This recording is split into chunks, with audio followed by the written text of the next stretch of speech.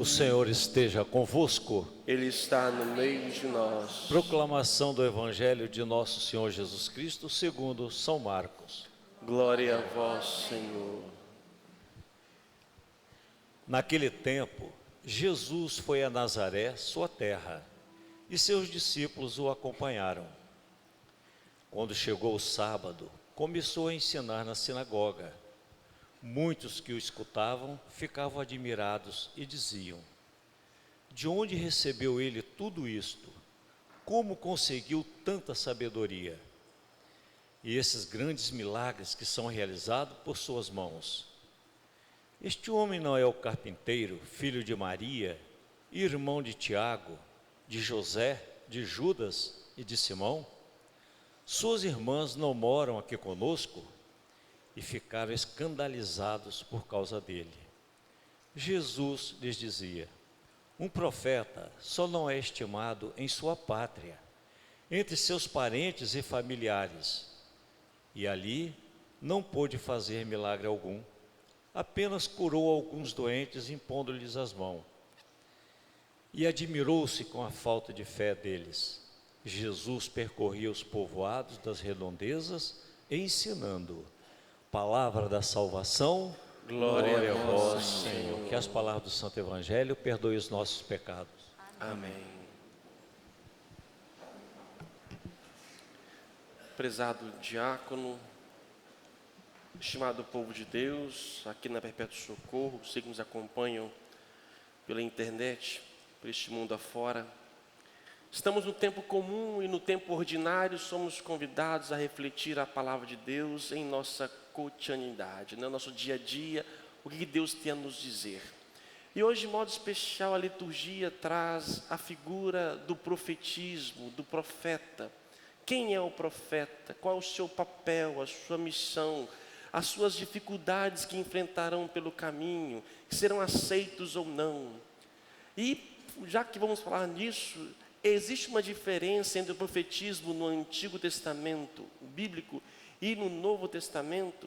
E por fim, como sermos profetas hoje? Estamos precisando desta figura em nosso mundo? Amados irmãos, o profeta é aquele que fala em nome de Deus, é a boca de Deus. E na cultura judaica, israelita, esse profeta, essa figura foi muito importante. Ele era um dos 3 pilares que constituíam a comunidade israelita, que era formada pelos sacerdotes, os profetas e reis. Os sacerdotes, eles nasciam numa tribo, descendentes de Levi. Todos que nasciam nessa tribo eram então sacerdotes. Os reis, quando Israel começou a ter o reinado, foi ungido então pelo sacerdote, que vai ungir então e que vai confirmar essas pessoas que vão governar. Já o profeta no mundo bíblico antigo, ele é vocacionado, chamado segundo os desígnios de Deus. E geralmente, quase sempre, se não sempre, sempre o profeta aparece no momento de crise do povo. Quando nem mais os reis conseguiam, os sacerdotes conseguiam conduzir o povo, quando o povo se afastava da aliança, Deus então suscitava pessoas, homens e mulheres, para quê? Lembrá-los da palavra de Deus. Sempre, o papel do profeta em todo momento é fazer recordar a lei de Deus. Se vocês estão sofrendo é porque vocês se afastaram da lei de Deus. Um desses profetas vemos hoje a figura de Ezequiel. Ezequiel foi chamado, entrou em mim um espírito, me pôs de pé. Então ele foi chamado a profetizar. Profetizar aonde? Junto ao povo de Israel. Só que o povo de Israel vivia um tempo muito difícil.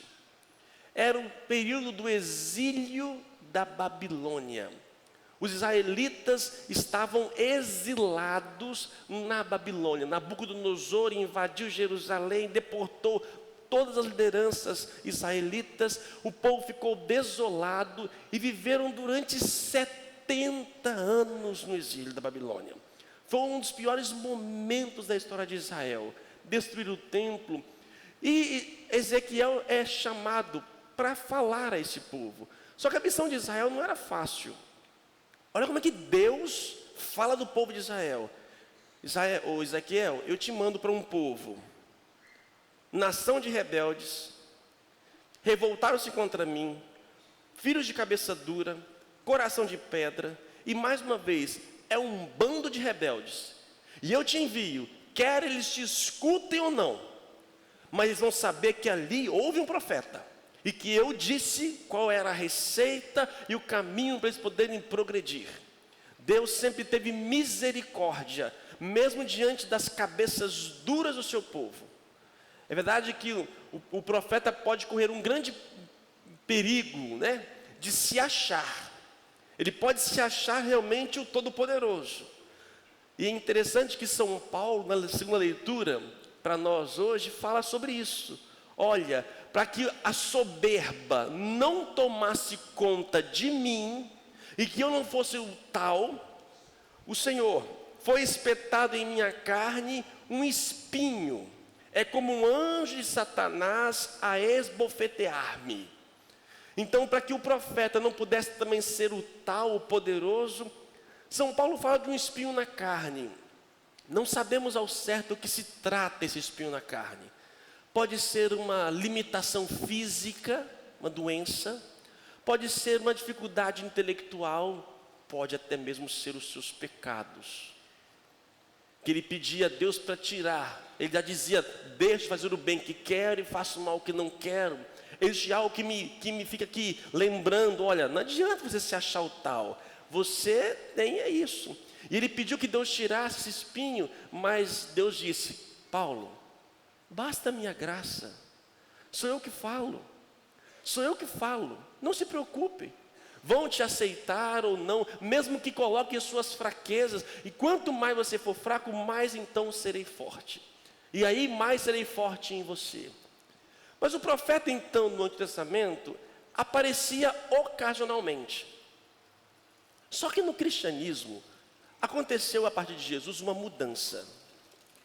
A partir do cristianismo, e todos que se tornam batizados em Jesus, todo o cristão batizado, ele se torna, segundo a carta de São Pedro, ele se torna sacerdote, profeta e rei.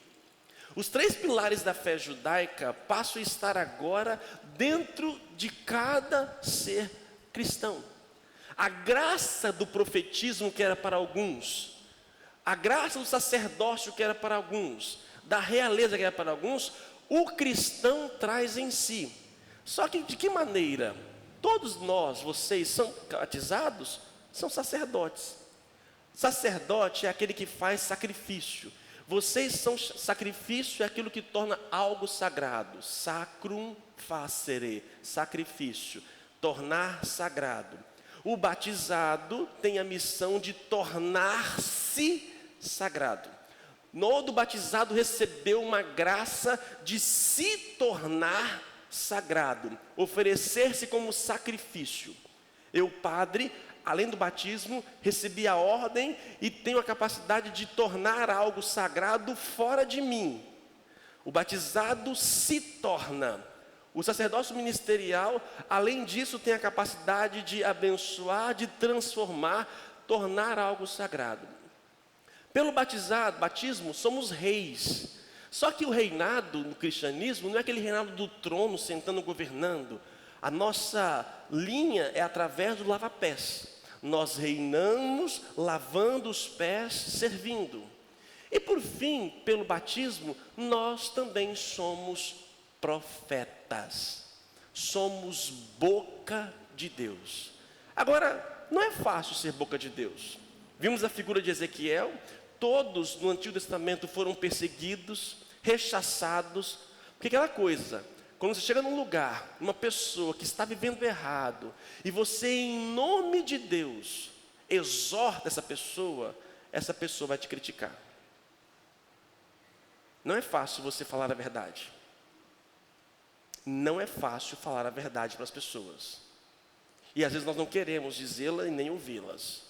E quando alguém nos ouve e nos mostra alguma coisa, é natural do ser humano começar o quê? A diminuir aquele que está falando. Quem é você para falar isso? Quem você pensa que é? Se tornou agora o dono do mundo? Eu por acaso não sei também seus pecados, suas fraquezas? E nós começamos a questionar. Nem entramos em questão se aquilo que ela fala está certo ou certa. Nós simplesmente diminuímos. Mesmo que não tenhamos pecado, que não é o nosso caso, mas Jesus Cristo. O Evangelho de hoje nos mostra a dificuldade de Jesus na sua comunidade, na sua terra. Jesus viveu e cresceu em Nazaré, por isso chamado Jesus Nazareno. E quando ele volta daquela cidade, ele começa então a partilhar com muita sabedoria. E é interessante, né? Os que acompanhavam Jesus, os que o escutavam, ficaram admirados com a sabedoria dele. Mas logo em seguida ficaram escandalizados. Que na verdade, o termo grego, eles ficaram feridos. Jesus falava com tanta sabedoria, só que eles ficavam feridos. Jesus tocava a ferida deles. E o que eles faziam? Em vez de dizer, nossa, tem razão, é verdade, nossa, estamos errados, o que ele fazia? Ei, quem é você? Você não é filho do carpinteiro? Você não mora aqui? Você não é sumo sacerdote, você não se formou na escola, que tal? Quem é você para dizer alguma coisa? E começaram então a desmerecer a figura de Cristo, para que não pudessem então reconhecer aquilo que ele estava dizendo. Amados irmãos, ainda no tempo de hoje acontece isso. Mas precisamos de quê? Ter continuidade, sermos profetas. O profeta não é aquele que tem uma bolinha de cristal e vê o mundo ali e profetiza. Tem algumas pessoas hoje que procuram as igrejas e perguntam, ei, a sua igreja tem revelação? A minha tem. A minha revela, a sua revela. Como se alguém pudesse, a ideia de que profeta é aquele que prediz a desgraça, aquele Nostradamus e outros tantos apocalípticos que veem o fim do mundo. Profeta bíblico não é esse sentido. O profeta é aquele que está mergulhado na palavra de Deus e ao mesmo tempo mergulhado no mundo. Ele lê o mundo a partir da palavra de Deus. O Salmo diz, os nossos olhos estão fitos no Senhor. Tende piedade, ó Senhor, tende piedade.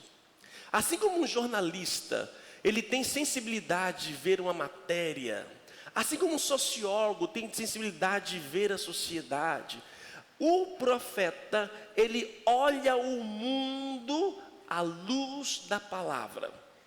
E quando vê a palavra e vê o povo, diz, ei, se vocês continuarem assim, irão se perder.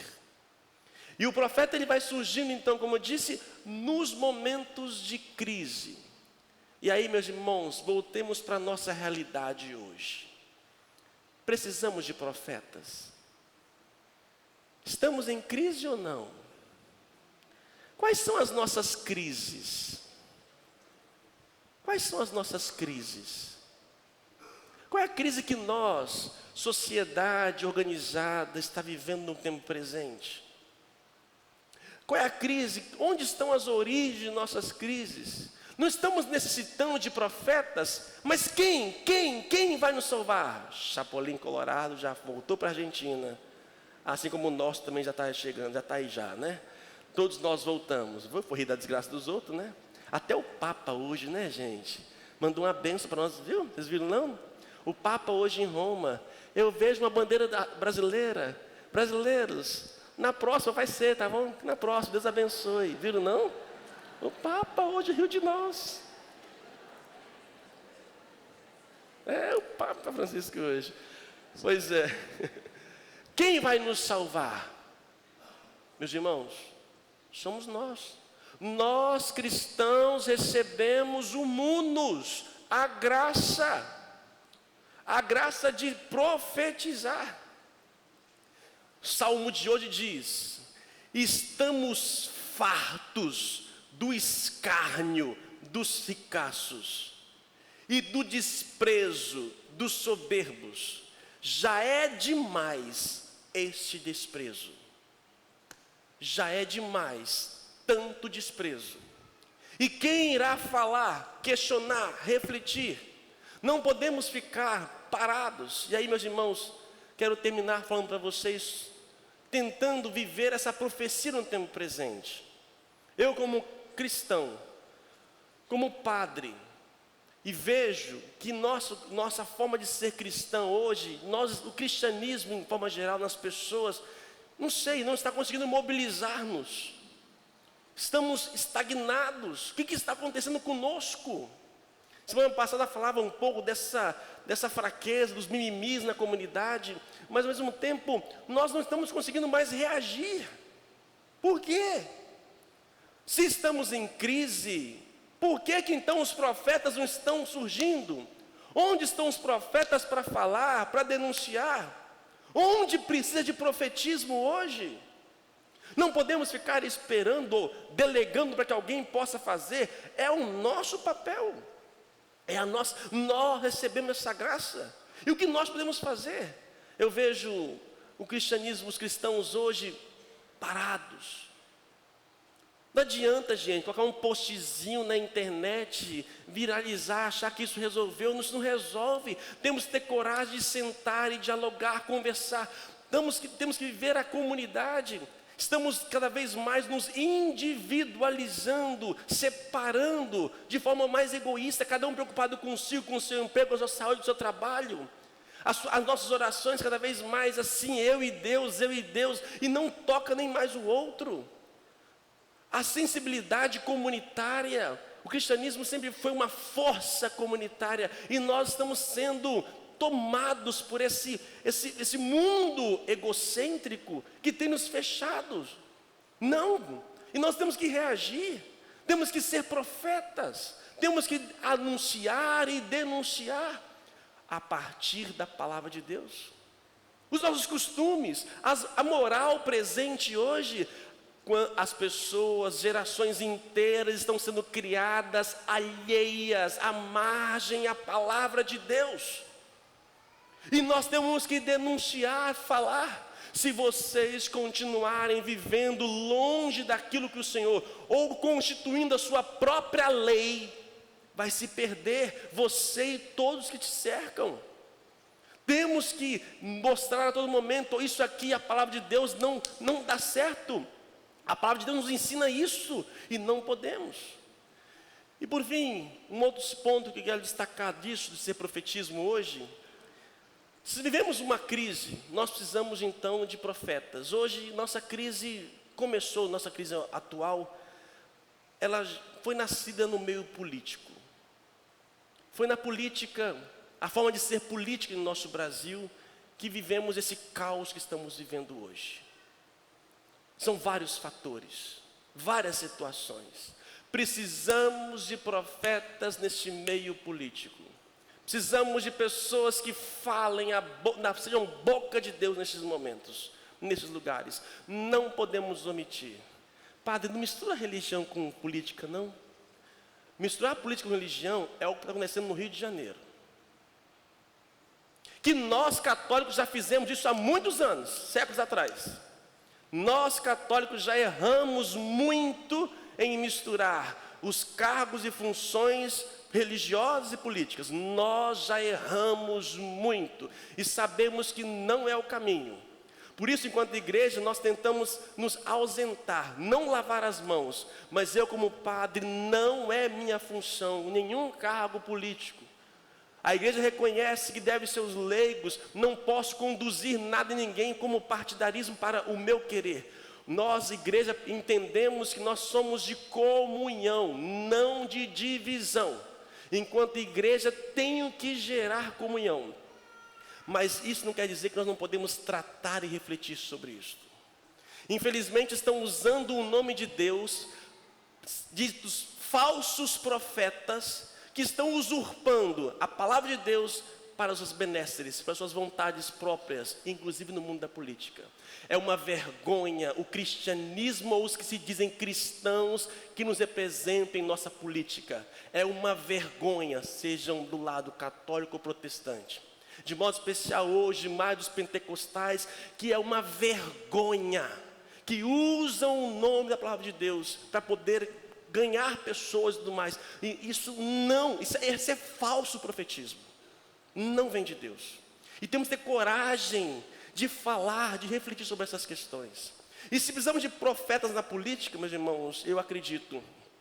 E aí mais uma vez eu lanço a vocês um desafio. Eu creio que a nossa solução, a saída no nosso país, à luz da palavra de Deus, a forma de ser política hoje não está ligada, não está sendo presente a palavra de Deus. São egocêntricos, egoístas, maquinações, falcatruas e tudo mais. A palavra de Deus nos ensina a ser comunitários, ver os todos, ver o pobre, ver a necessidade. Assim devemos ver. Por isso a minha vontade, desejo, nós devemos modificar isso a médio e longo prazo. E sabe qual é a raiz, no meu ponto de vista, no nosso sistema de vida? Nosso Brasil é dividido na democracia, judiciário, executivo e legislativo. O judiciário, ele faz concursos, estuda as leis e consegue. O executivo, ele também aprende as suas formas e é eleito, mas executa a lei. Sabe quem a mola de tudo isto? É a lei. A mola de tudo é a lei. Tudo bem que nós cristãos já deixamos de ver a lei pela lei, só vivemos pelo Espírito. Mas sabe que é interessante que a lei, os legisladores são aqueles que nós menos conhecemos? O executivo faz seus planos, promove, divulga. O legislativo só chega e fala: meu nome é fulano, deputado fulano de tal. O meu nome é fulano, deputado fulano de tal. O meu nome é fulano, é vereador fulano de tal. O legislativo, nós, pouco. E tem os mandos, os donos cabeças de partidos, que eles têm que obedecer aquilo que eles decidem. Amados, sabe qual é a mudança disso?